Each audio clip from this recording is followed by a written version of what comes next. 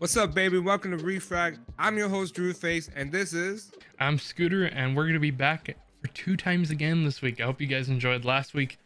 And, we're excited to see some of you guys responding. We're getting involved on TikTok and Twitter. And, we got, again, a lot to talk about. Absolutely. And today we'll be talking about something really, really important.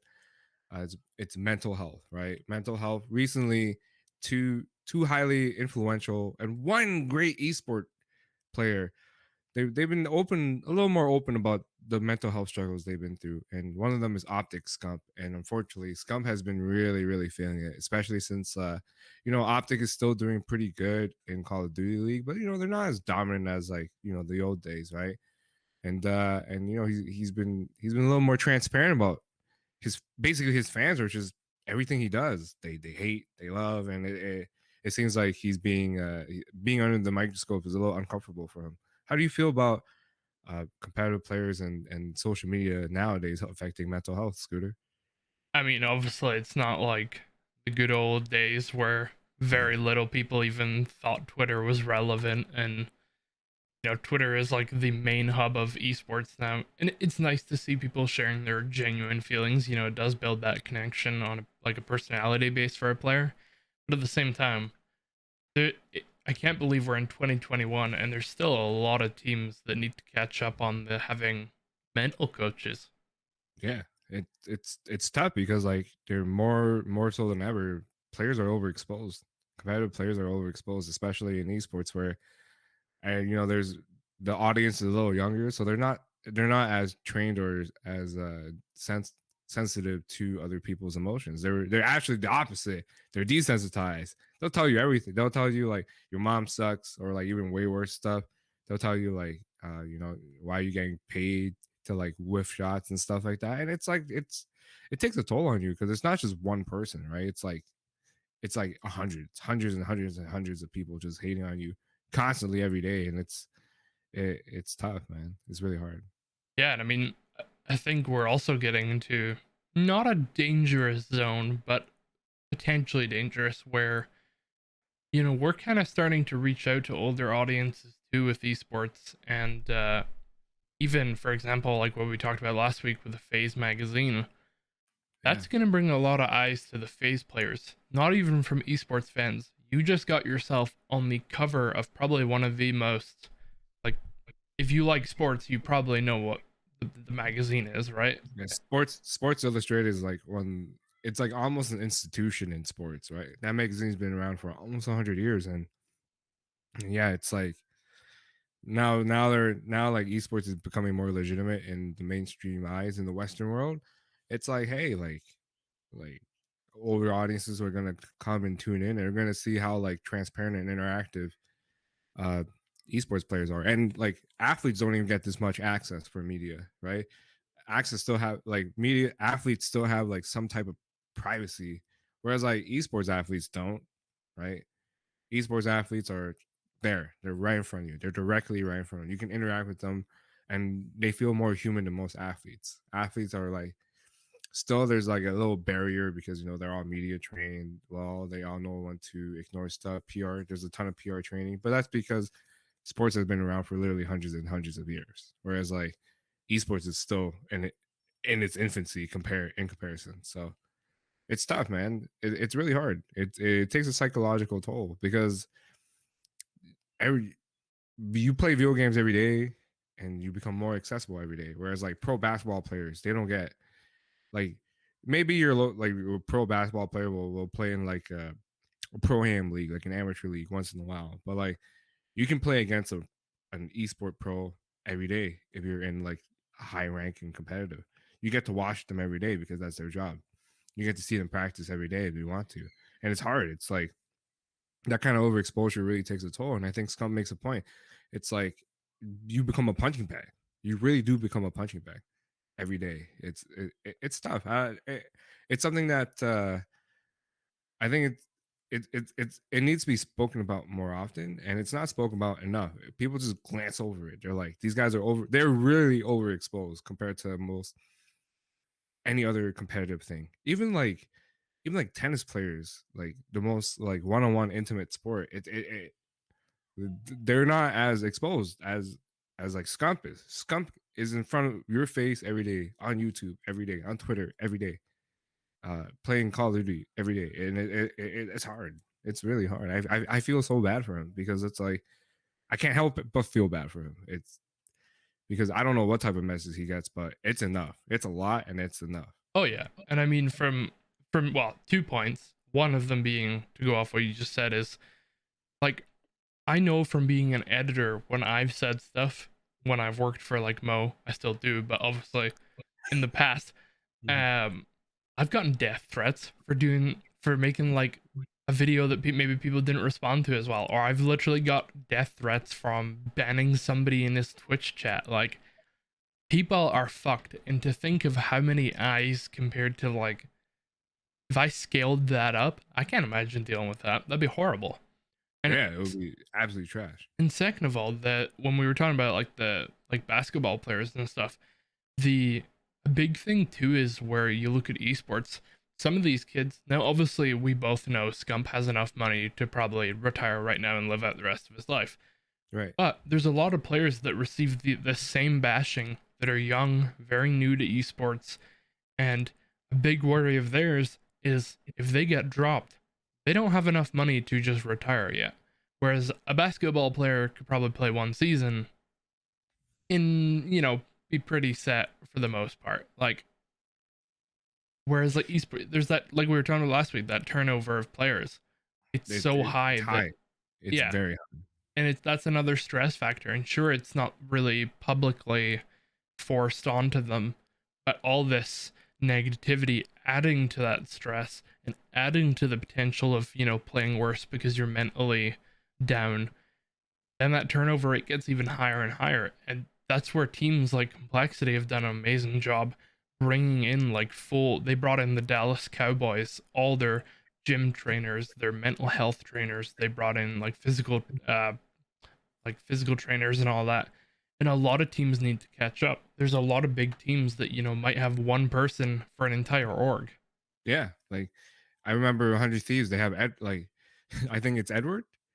I'm not Like quite sure, but they have, but they always reference their coach, like mental health coach, always in every like match, every calm, every untapped I see. Like it's vital, man. It's vital. I think it's gonna be a necessity, to be honest with you, because like these guys are dealing with this is unprecedented. The amount of exposure and access you have to someone out of this nature before, and the best part is it's like we get to see them from their infancy as a player to now. Whereas like you never know about like how popular or how skilled an athlete is until like maybe they hit like the end of high school, college. Whereas like now these guys are like 12, 13, 14. They have social media followings. They're like they're out there. They're being exposed all the time, and then they have to deal with like an unprecedented amount of just trolls, shitteries. It's like insane, and it keeps getting worse for them. It never gets better. It really never gets better. And the worst part is all they want to do is play to the best of their ability. And the better they get, the more exposure they get, and the more exposure they get, the more hate they get exposed to. Yeah, it's like a vicious cycle. so going off of that, do you think that player breaks are at the right phase yet? Like, do you think they're, yeah, the breaks that players get, do you think it's enough? No, absolutely not. I don't think so. I really don't think so. I think maybe they need like more than just like when Astralis took a year off. I still didn't think a year was enough for them. Yeah. I I still don't think it's enough.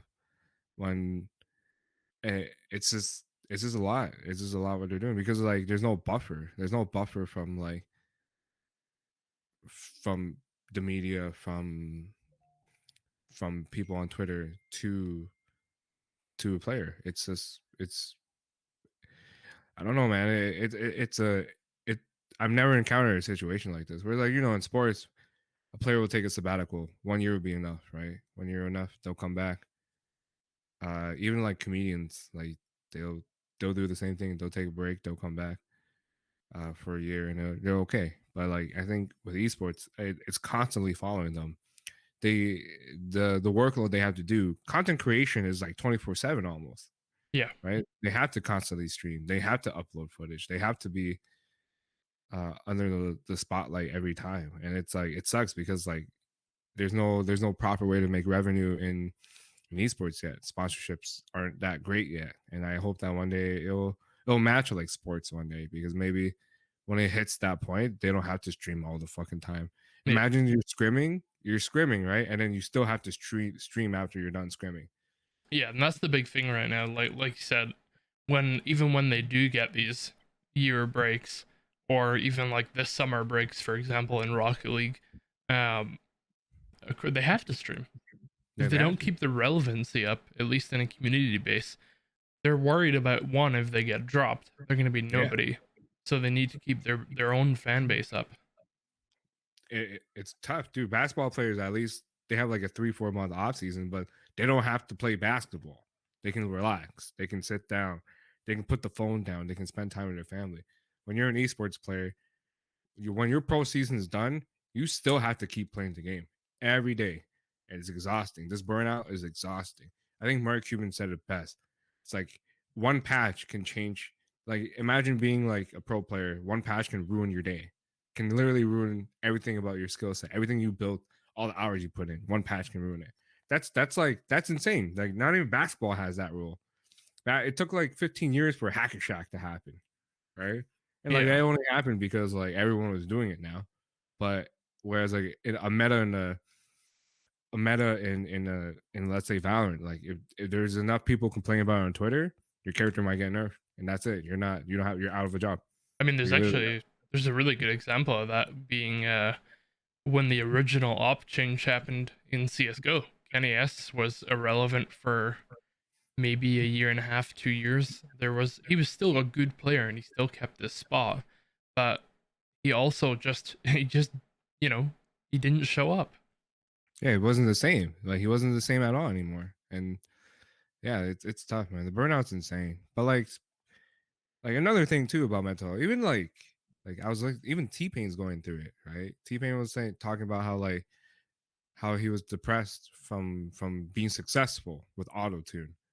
And I don't know if you remember those times, but like in the mid 2000s, like no one had auto tune before. But T Pain was always a great singer, but he needed to stand out from all the R&B singers, so he started using auto tune, and everybody started using it because like a lot of people can't sing, so they used it as a crutch, and then it quote unquote ruined the industry. Now it's a norm in the industry, but before at the time it ruined the industry. And he talked about how like Usher, his like someone he looked up to, one of the best R&B singers of all time, one that has so many hits, like tells him, "Hey, you ruined the game.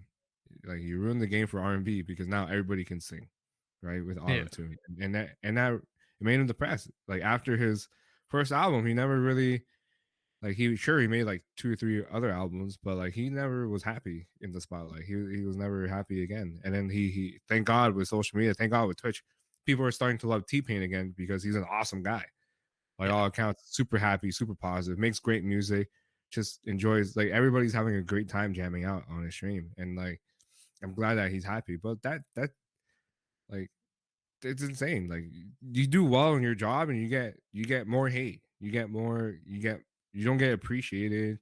And then the worst part is like in esports and Twitch and all these online like this new avenue, this new media, this new frontier, uh you the better you do, the more people will hate on you. And the best part is people will take that away from you all the time. It's tough. It's a really tough thing. Yeah, I mean, regardless of your successes, people, like you said, people will take it away. People will nitpick it. Even if you win the major, people will be like, "Oh, X on your team, played terribly, and he should be cut."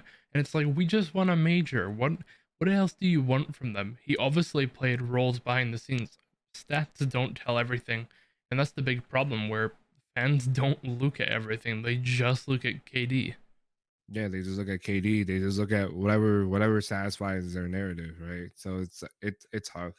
It's really hard. It's tough. Eh, I'm glad they're speaking out on it because this should be normal. This should be normal what they go through because it should be paid attention to. And And I hope game devs understand that. I hope game devs stop patching shit so quickly. Like I think that leads us to the point of like mental health needs to be normalized completely. Yeah, It's one of completely. the it's weird. It's one of those weird subjects where we're in 2021. How is it not normalized yet? I mean, No, there's a lot of things in the world that shouldn't happen in 2021, but we're not going to get into that. Uh, but mental health is one of those big ones. Why is it such a stigma? Of course, people are going to be depressed. It doesn't matter if they're a millionaire. That's a big argument you hear yeah. people use all the time. Well, he's a millionaire, you know. It's like, okay, I'm sure you've heard the saying that money can't buy you love or money can't buy you happiness. And people think, oh, just because you play video games for a living, yeah, it's an awesome job, but it doesn't become. It's awesome when people don't like follow you, when people don't bug you, right? It doesn't become awesome after Yeah, when you have to do the things you have to do to maintain it, and right? it's the same as sports. Like, it is going to take a mental toll, a physical toll. The travel takes a toll, the practice takes a toll. It is still a job, and that's the big thing. Yes, they're playing video games. That's the cool part. That's the cool part about it. And they get to go to these events and stuff. But they do still have to travel. They have to be away from their friends and family almost like 95% of Every the year, year. yeah. Yeah. Okay, yo, imagine if you're a sports player, you don't get to spend holidays with your family. You don't. Why? Because you have to entertain other families on holidays. Yeah. That's crazy. That's fucked up. And like same thing with esports. You still have to stream on Christmas when you content create. Why? Because like you have to entertain other people. That's your job. Yeah, and that's the big thing too, right? Like people, especially on Christmas and stuff, people always look at it like, well, if I don't stream, I'm not gonna get that holiday bonus Boost. Yeah. because people at Christmas do have extra money. They do want to gift some subs to their favorite streamer, and if they're not online, the streamer feels forced to go online because Yeah. okay, I could spend it with my family, but if I don't, I'm gonna miss out on like 50 grand in one day. And Yeah. yes, it comes down to money a little bit as well there, but it's like, can you blame them? It's Christmas time. They probably just bought their family some gifts. Now they feel forced to stream. And it's like it's that weird balance of like if they don't do it, someone else is gonna do it, and Yeah. then they're gonna become less and less relevant. Or here's a double situation. That what if the sponsor wants you to stream on the holiday? Exactly. If they And they're want paying you like they're paying you what 60,000 for one day. So especially if it's like a food or beverage company, and let's say they're doing a Christmas product and they're like, hey, if you're gonna stream on Christmas, we'll give you X amount. And it's like, yeah, even if your yeah, team wants to do a special Christmas content, sure, most teams do it before Christmas to try and allow the players to go see their families. But some people are still in those team houses on, and that's another thing that's not brought up too. Actually, there's a lot of players that do live internationally that either can't justify going home, even if the org pays for it, or just yeah. don't really have a home to go to. And if they're left in those team houses, who's there to go and check on them? And that's a big thing. Actually, Mixwell was in that situation, Yeah, right? He was on Optic, and Optic won E League. Optic won E League, and he was lonelier than ever. His mental health was shit because why? He was he was in North America, away from all his friends, away from all his family, playing 24/7, and the only thing he could do is play Counter Strike. yeah, Right? It's a situation, and that's the thing. Like at least athletes, they can get flown home, yeah, right? Because their job isn't to play basketball 24/7. Their job is to practice basketball, and then when it comes to game day, you play it. There's no game day for esports athletes because after game day, they still have to wake up and play the game. yeah. Why? Because they're entertainers, right? So it's like insane. Yeah, it's not And like you see a basketball player gonna have to go on Twitter Live or Instagram Live and all that shit. They literally, like you said, they go home. That's it. Like they yeah, practice, they play. It's game day, and they go home. yeah. And then what do they have to do on game day? They have to wake up a little earlier to talk to the media. Whereas like every day you have to wake up, you have to talk to your community that you built as a Twitch streamer. You put in like hundreds and thousands of hours every week, not every week, but every like month, and it pays you what? Like I bet you the pay's not even sure. It's a lot of money, but it's not enough to like justify it, and that's why people get burnt out. It's insane. Burnout is so bad. It affects your mental so much. And I just think I'm glad Scump talks about it. I'm glad T Pain's talking about his issues of like being successful and different. It's like these are things that need to be talked about more often. Yeah, there definitely needs to be some, I don't know, some forms of panels and stuff that, or even private sessions for esports players, because there's a lot of players that won't talk to each other because whether they're in different countries or different teams, they live in different team houses, and they need to just be able to get together and talk, or talk with a coach, or talk with a mental health coach, or even a psychologist, or anybody really at that point. And it's like a lot of these teams, some do have the tools, but a lot don't, or at least not the right amount. Yeah, and the thing is that costs money. Yeah. And how do you get that money? Hey, buddy, I need you to stream on on your niece's birthday, or hey, buddy, I need you to stream on your dad's birthday. And you're like, my dad's like, in the hospital. This might be his last time, right? And they're like, well, you want to get paid? Maybe you can pay for his surgery. It's it's uh it's insane. Like it, yeah, it yeah, it's an insane catch 22. yeah, for real. And I mean, it's Yeah.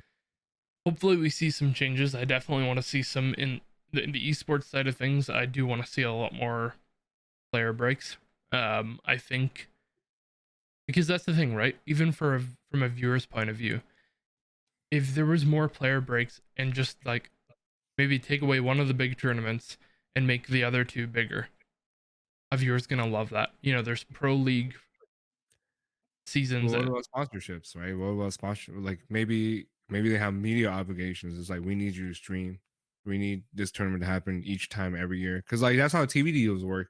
TV deals work in sports. They're like, hey, we need 82 games from every team every day. We need to broadcast those rights. Like it's crazy. It's like, and the best part is like the reason why esports is booming is because like these guys are working for cheap. Where like basketball players hourly, it's like if you compare them hourly, basketball players are like at least like 1,500 Yeah, an hour. Whereas like esports athletes, if you worked out the hours, it's like it seems like a normal salary, considering like the amount of exposure and the amount of work they have to do. So it's like, yeah, I and don't know. that's It's tough, dude. It's tough because like sure there you could have more player base, but that might that might destroy a distribution rights deal, yeah. right? And that's fucked up. Like that's it's fucked up. That's why you see so many players that that blew up on Twitch and have done well for themselves on Twitch stop playing esports, and Shred is a key example of that. He hit the point where he didn't have to play anymore. He was making Oh, more on Twitch than he was probably with his org. yeah, Um, and of course, he opened. I mean, he literally just gave him holiday. He literally left, and he had all the available time he could possibly want. hmm, Because yes, now he still streams a lot, but now one, he can stream whenever he wants. He's got no obligations, bar maybe some sponsors. But then he's also at the level where they're not probably gonna tell him no. Um, and also, he doesn't have anything else to do bar stream and anything he wants to do or has to take care of. yeah. Like, dude, he gets to like he gets to play WoW whenever he wants and Dungeons and Dragons now. Yeah, Yeah, that's things he wanted to do and he couldn't do as a pro player. And he says it all the time. He's like, I never want to be a pro player again. Never. yeah, and that's Uh, that's what leads us to that discussion of it's kind of like devil's advocate to what we were talking about, but that's why it is so important to grow your stream while you are playing. And that's why it sucks for these players and why it takes such a huge mental health effect, because if they want to eventually stop playing and stream, you need to stream. You just need to. yeah, And there's a lot of players that don't, and they kind of disappear. They stop playing their game for a year, they fall out, or they get dropped from their team, and they don't come back because, yeah. They really don't come back. It's because not. like we said last week, they're not worth it to sponsors.